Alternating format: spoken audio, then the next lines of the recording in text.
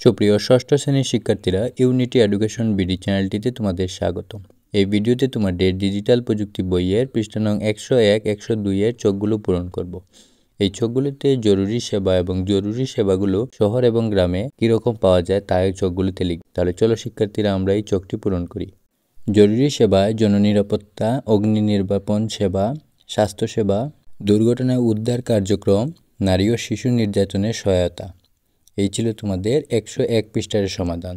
এখন চলো আমরা 102 পৃষ্ঠার সমাধান দেখি। শহর এবং গ্রামের 1 নম্বরে দেওয়া আছে ফায়ার সার্ভিস, গ্রামে স্বেচ্ছাসেবক দল, বিদ্যালয়, স্কাউট।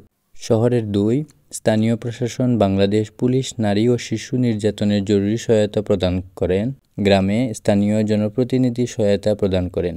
শহরের 3, বাংলাদেশ পুলিশ, গ্রাম পুলিশ, চৌকিদার।